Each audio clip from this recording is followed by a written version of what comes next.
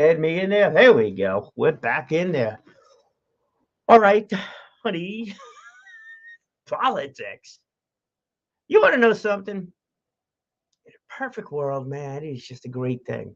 It really is. They're leaders, right? Just exactly what I was spoken about yesterday. We got leaders.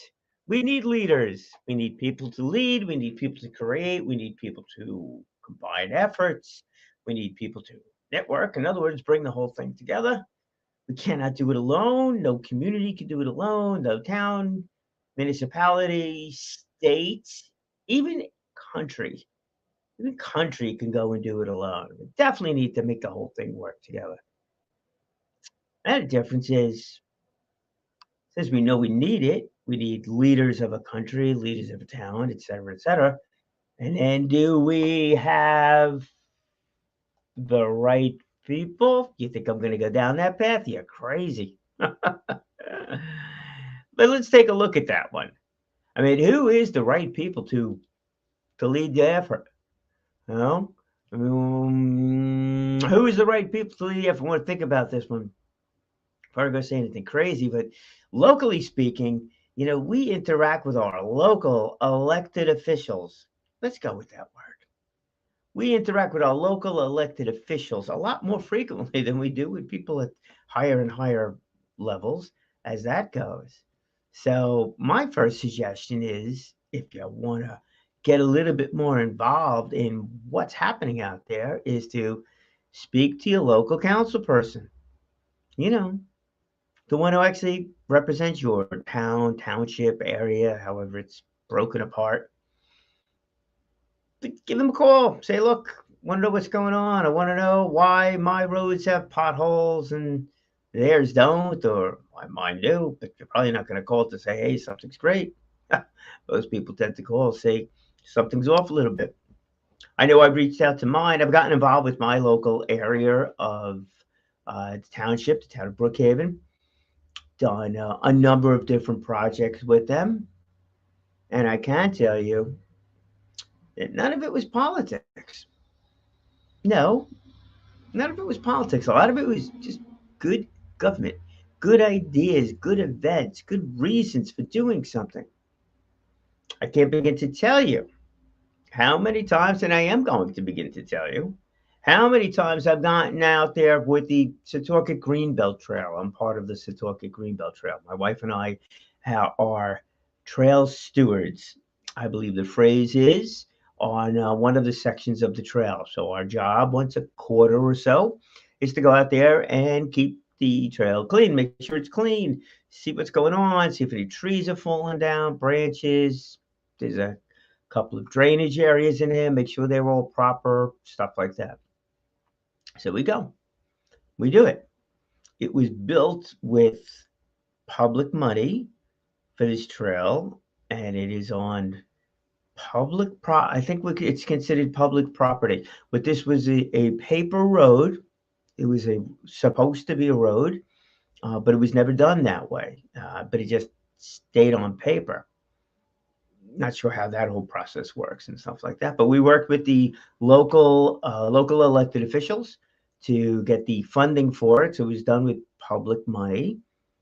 That would be you or taxpayers. It was done with public money and built the trail.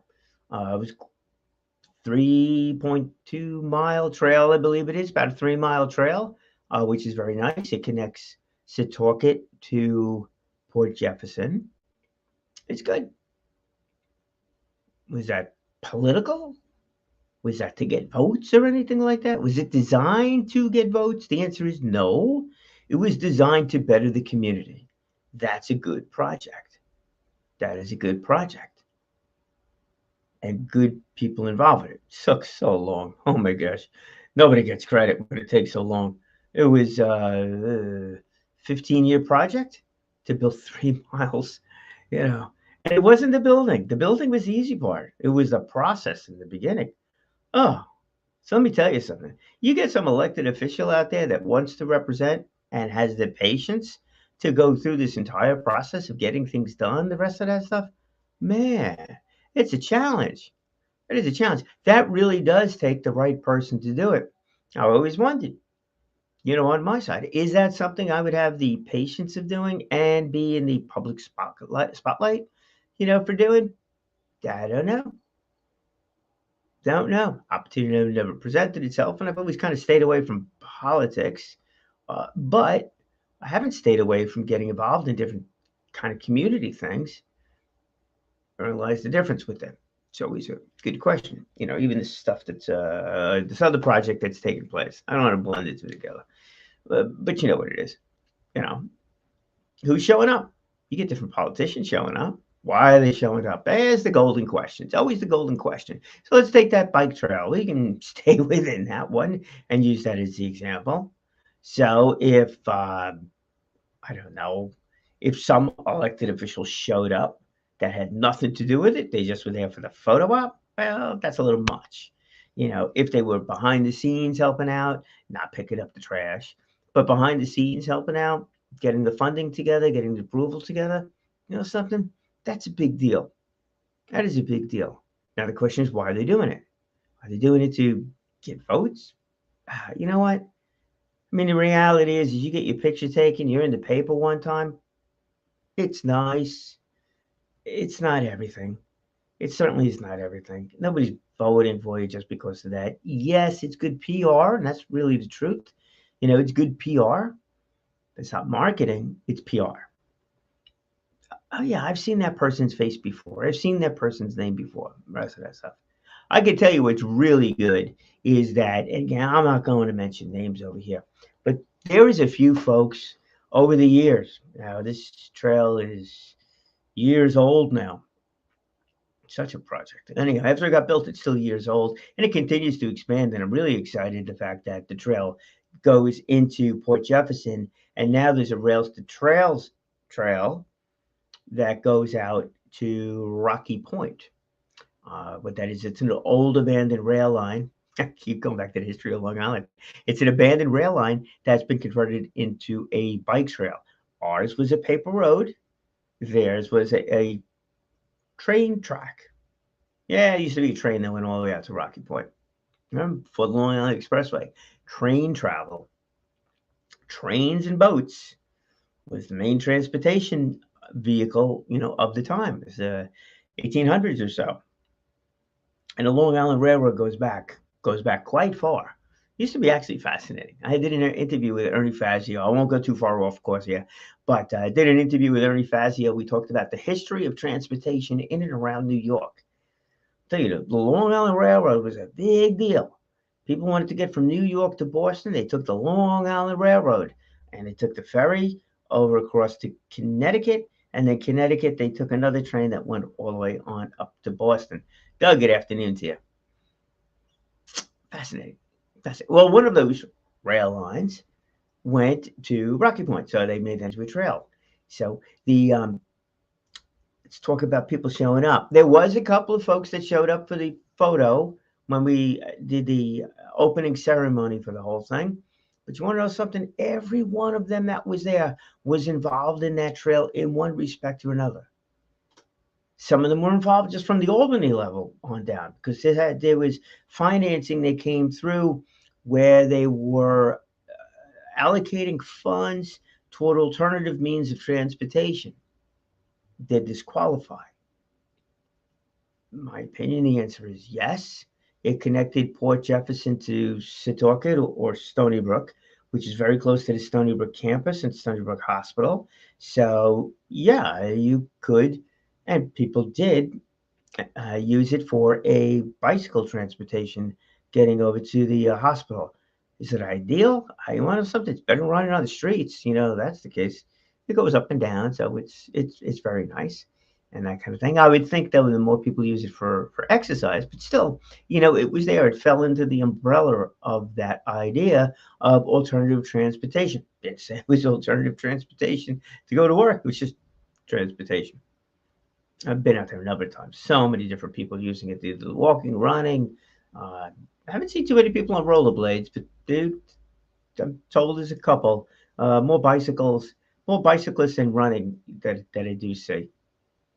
It's really great. I'm walking, guys. They do see. But so you got elected officials that are showing up, because they did the behind the scenes. Hey, you want to know something? That's all great. That's all great. Are we jumping to conclusions on that with many people that show up? I hope not. But before you do, go take a look. Go see what they're doing. And this holds true with a lot of different things. A company opens up a new location. You get a ribbon cutting. So who shows up? The Chamber of Commerce shows up at that. Were they all involved in building that business? Absolutely not. Were they all involved in supporting that business? Perhaps not in the past, but the Chamber of Commerce is there to satisfy a need. So a photo op is not necessarily a bad thing. It depends why people are there. The other side of it is that we've gone down there on many, many of these cleanup days and rubbed elbows with a few folks, that were down there helping to clean up. And these are people with various titles. And one of something, man, that was great. It really was. And it was very inspiring, let's say, to see those officials that were there that are really willing and able, and it wasn't just a one-time show, to do the work of keeping it clean, which is not a big deal actually, because the people in the community are just absolutely terrific with it. But there's always something to pick up along the way. But they're doing it, so it's really nice. So therein lies the difference I see it between elected officials and politicians.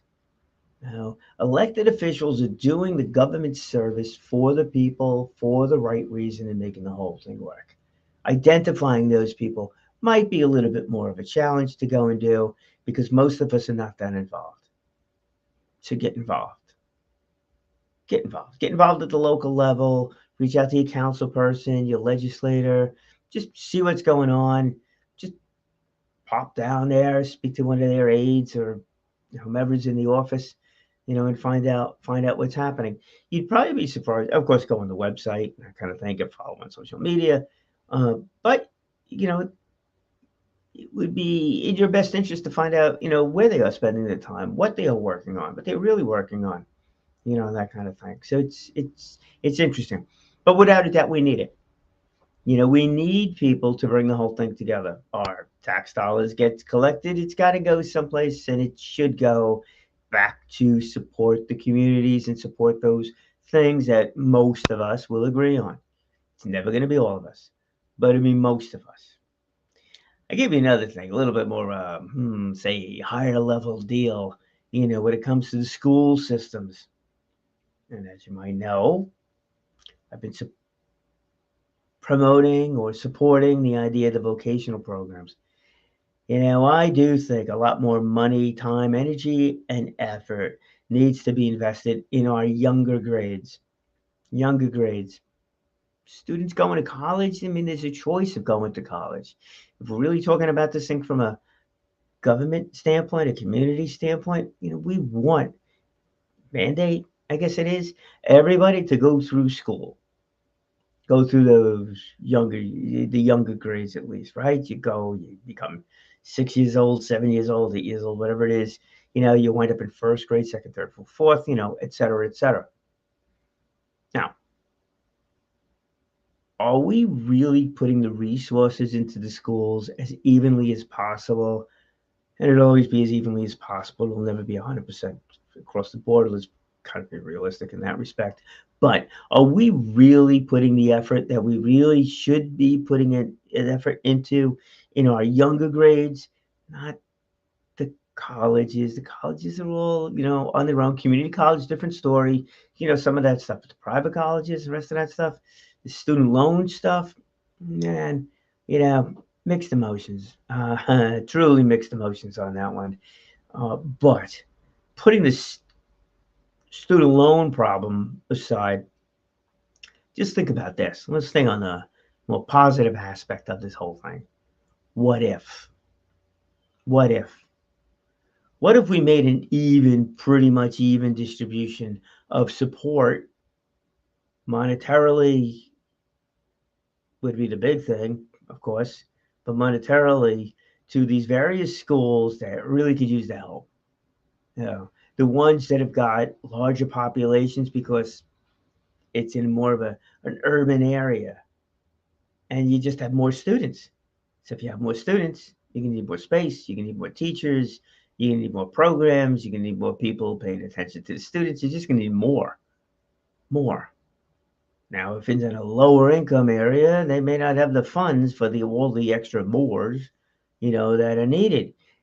Why don't we do that? Why don't we make sure that they do have what they need in order for those schools to be, one, safe? Always assumed schools were safe, but now we got to make sure that schools are safe and do that in a manner that it doesn't look like these kids are going into a prison system, and not that kind of thing. But still make sure the kids are safe, and then make sure they've got the programs to go explore. So I really think that it would be probably more cost efficient, definitely more long-term beneficial if we're spending the money, energy, and effort on creating vocational programs and other supports, clubs, whatever it might be, inside of these schools. This way, these students have what they need to thrive, for one, but they also see what it is that they are good at doing. Let them in it, if we can enhance their creativity, if we can allow them the freedom, not just to take classes, not just to pass regents exams and all the rest of that stuff, but to really see what it is that they really want to do and have the programs there for them to do it, and get the businesses in the communities or surrounding communities to go help out, where it might be, and maybe give those businesses a tax break on help that goes along with it. Something. Now, what's going to happen is that these students are going to see that there's a world of potential in front of them, not a world of learning for another 5 or 10 years as they go through school, and then they have to go to college because they have to go to college to get some sort of degree, and they come out of college and say, you know what, I really don't want to do that. I know sitting there with student debt. Some of it's paid back or not, but whatever, they're sitting there with student debt, and then they're behind the eight ball on that whole thing. Nah, flip it around. If our government, our community governments, our state governments, our national governments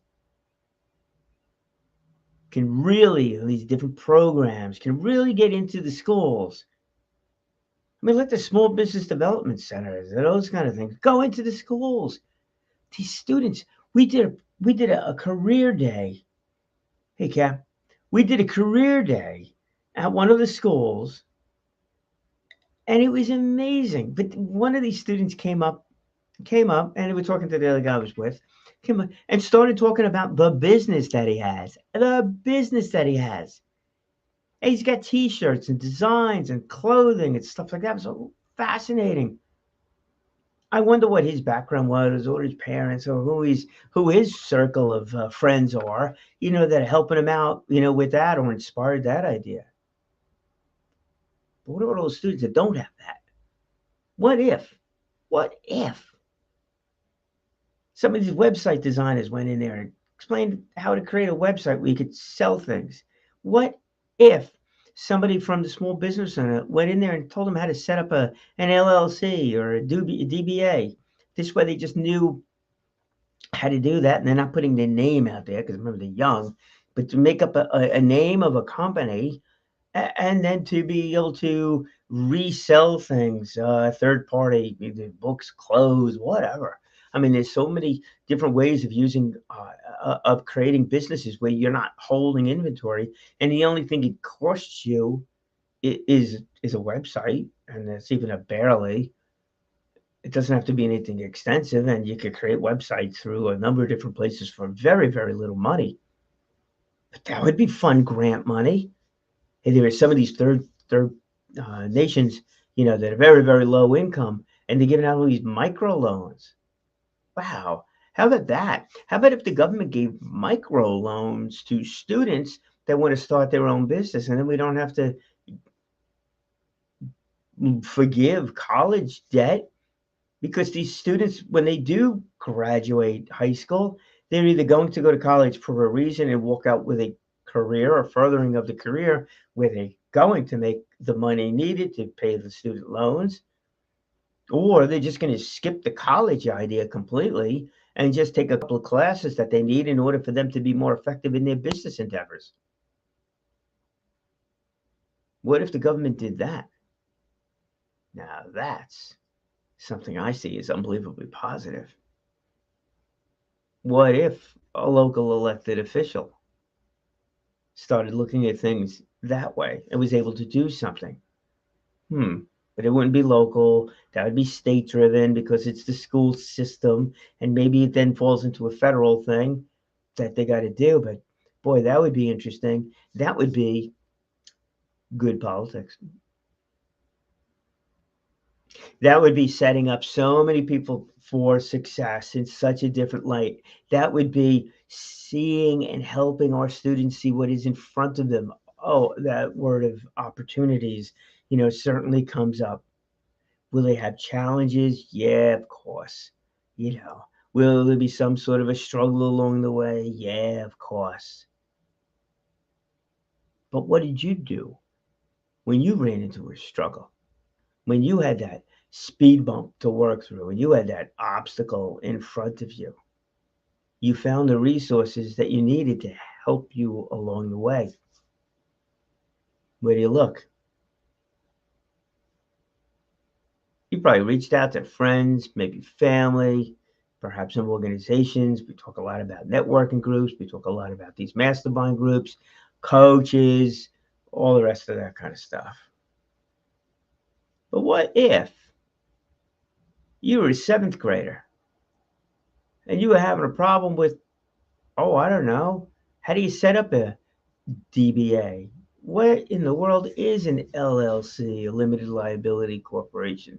How do you actually create this website, where you are effectively using social media, where you do have digital marketing, where you are using SEO effectively, where you need photos and videos and you just don't know how to do it?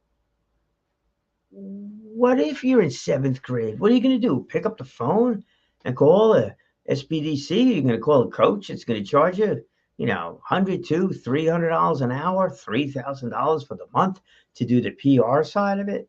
I don't think so. I don't think so.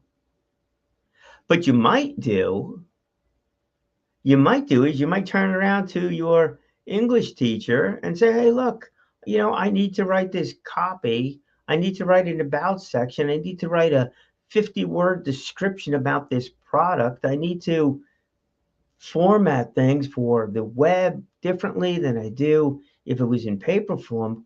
Can you help me? I'm thinking, well, you know what? If that's an English teacher, somebody who teaches writing, that's what they're there for, right? To help. This is real life experience. That's phenomenal. What about the people in the audiovisual program? Well, maybe it's too young, for a seventh grader to have that inside the junior high school, the middle school. But what about the high school? Maybe the high schoolers have that. Maybe the high school then could help out the middle school students with regards to shooting video and doing that kind of stuff. Same thing with the digital marketing team. And then all of a sudden we're in touch, with the STEM programs and the rest of that stuff. And then maybe the junior high could reach out to the high schoolers, and then the high schoolers can help them do this thing. And what do you think you got? You got a whole bunch of students teaching a whole bunch of students about how to work together. That's phenomenal. Wait a second, we lost the elected officials in here, didn't we? Not really, because they're behind the scenes. They're helping to make sure that this thing happens.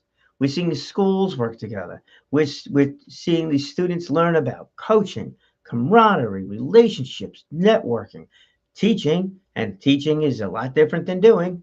You could teach somebody how to do something, or you could do something, but if you might be really, really good at something, and then to explain it, it's a different skill that goes along with it. You got to have patience along the way too. But it would be fascinating to see that happen. And what do you then going to think what happens outside of the school? These businesses are going to start to see what's going on over there. They're going to like, hey, you know what? Maybe we can get involved. Give you new computers or new cameras if it's that. Or to help out with artwork or bring in their graphic design team to go give a lesson in it. And maybe bring in their human resource people too to go and talk to these students about how to read a job description and how to translate what they've been doing in 7th, 8th, 9th, 10th, 11th, 12th grade, and how now that 5, 6 years worth of experience then translates into what experience is needed on a job description. I mean, could you imagine? Companies looking to hire somebody with their digital marketing. And there you are, recent graduate of high school. You're 19 years old. You're not really interested in going to college, man. You got that burning sensation in you. You want to go out there. You want to make things happen. And you show up at that business. I want to be your graphic designer. I see that you're looking for an assistant person to help out. And they're like, man, alive, you're only 19. Come on. What kind of experience do you have? I'm sure they phrase it nicer than that, but I only got 2 more minutes, so let's go with a little bit, curt, as they say. Well, let's see, when I was in 8th grade, I did this. 9th grade, I did that. 10th grade, I did that. 11th grade, I started mentoring the younger folks, the junior high school people in their quest to do this thing. So not only do I know how to do what I'm doing, I've been doing what I'm doing, and I know how to work as a team because I've been working with other students, both younger and my age group, along with the teacher, in this. And these are the 6, 7, 8, 9, 10 projects that I've either led, been a part of, or have just done myself. Whew. What do you think that HR person's going to do? They're going to call the department head and say, you got to come down here. You got to meet this person. Oh, and how did all of this happen? Because our government, these folks that are running this whole crazy thing that we're doing right now, actually decided to take a look and see how to better all of our communities, not some of our communities, not this, that, and the other thing. I'm not getting mired up in so much stuff, that's going on. Pick a side. I don't really care. They're involved with stuff. And I wonder how much of a distraction stuff is. But working with our communities to really make our communities better and starting at the youngest age and then working on up, not down, but up, and help those students achieve what they're meant to achieve. Now that would be a really cool elected official program, government that could make that happen. Damn it, that's exciting. 30 minutes. Speak well, speak often, and live inspired. You will inspire somebody else to do exactly the same. Have a great day. Play the music. There's your politics. All right. Music maestro. Ba-ba-ba-bum.